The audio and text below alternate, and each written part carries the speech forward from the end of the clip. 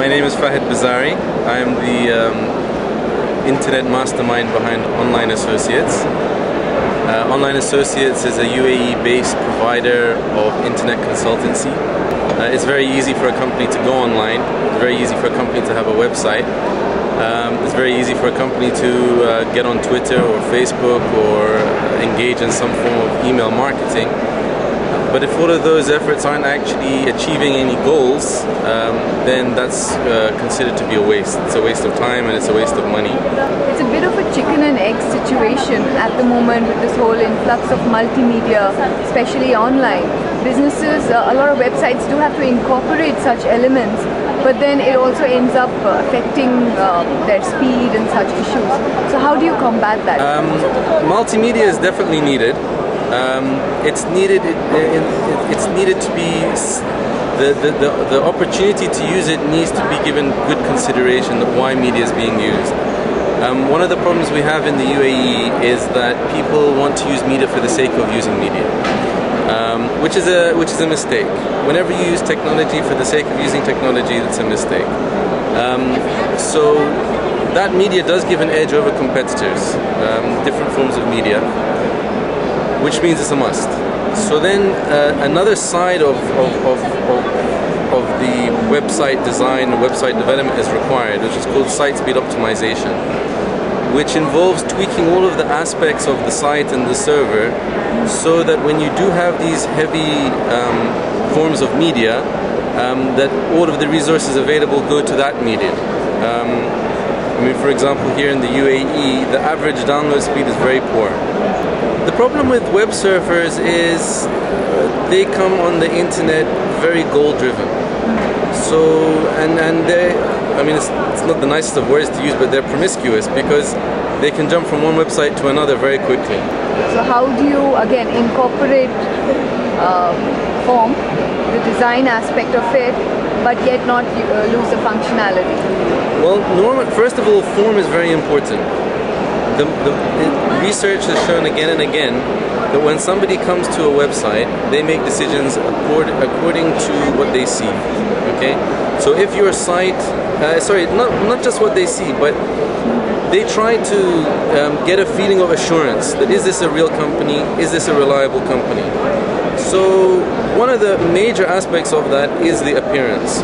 But what's even more major than the appearance is the usability, more than the functionality. I mean, what we've seen with the Apple and with the iPod and the iPhone is that the most important thing is the usability. The thing which people experience most and they make most of their decisions based upon is usability. If I come to a website looking for a product and I can't find that product, no matter how beautiful the website is, I'm going to give up. Normally what we do as consultants, at the beginning we solely focus on the usability. We create goals that when people are coming to a website, what are they coming to the website for? And we develop everything in such a way that the goals can be achieved. Once we've achieved the functionality and the usability, then comes what we call beautification. Is there someone on your team who possibly applies design psychology as well to your consultation? Yeah, design psychology is a very important part. More than that, from the usability point of view, is research into how people use websites. I mean, one very good piece of research, which is, I mean, it's quite old now, but I think in this region it would be considered as being new, is that when people look at a website, they look at it in an F pattern. Okay? The first line they'll give a lot of attention, then gradually they'll give less and less attention until finally they're just looking at the first or second word of each line. So when we know that, when we come, for example, to the copywriting, we can make sure that we front load sentences to make sure that the first word is something which will trigger that person's mind. It's interesting you also mentioned accessing through other devices. Now generally what people do is they have a website up there which they can see on their screens in their office and they're very happy about it. But how about optimizing it for, like you mentioned, your mobile phones and other such devices? Yeah, this is a very important aspect because normally what we have over here, and I think sometimes people get offended when I say it, is that many people here live in a fool's paradise where they've hired a company to design a website and that design company has fulfilled the wishes of the client company, who themselves don't really know much about things. What happens is the development design web agency comes forward and shows them on their screen, like you said, and they're very happy. We have different operating systems. We have the Apple, we have our Windows systems. We have different devices. We have mobile phones. We have now different resolutions. We've got netbooks. We have large screens. We have laptops. This concept of cross-browser and cross-device compatibility, it's important. Otherwise, you think you have an excellent website, and you think everything is good. Somebody comes through another browser and they see a disaster. If you had a really modest budget, what would be, say, the 3 things that you would advise SMBs to prioritize when it comes to their website? The first thing is to think about the website and ask the question, what do we want to achieve through the website?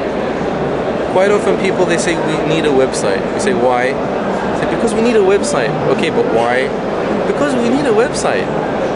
People, the first thing is that people need to think about, why do we need the website? So if that's, for example, to provide more information on our products so that we can reduce the amount of customer support, for example, then the way that the direction of the website has to be based on that.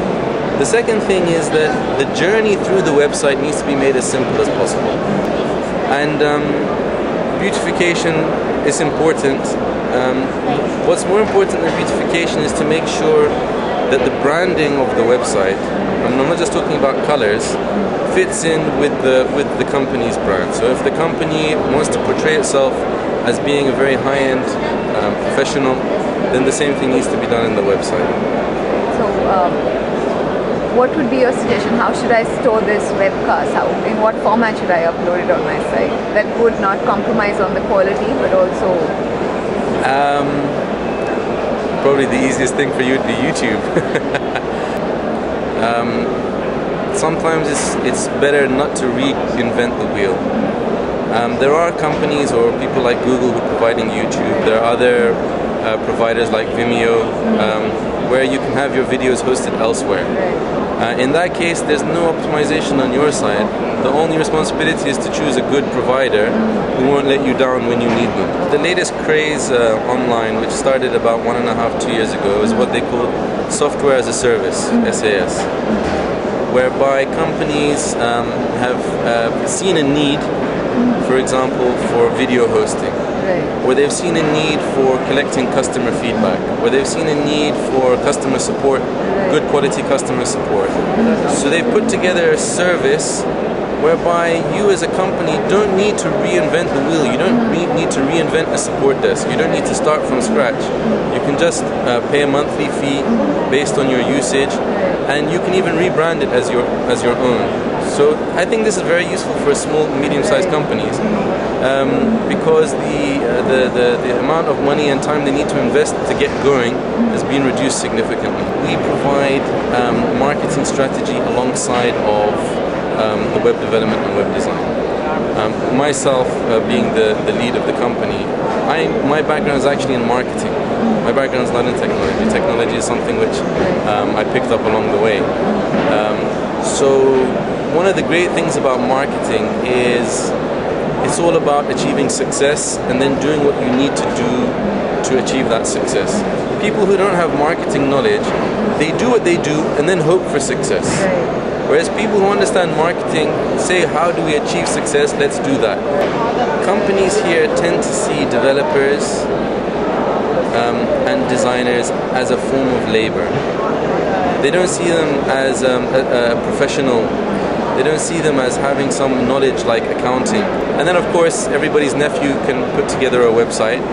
So the value is not there. So what's happened is that developers and designers have been kept at low salaries and they haven't been given any space to grow.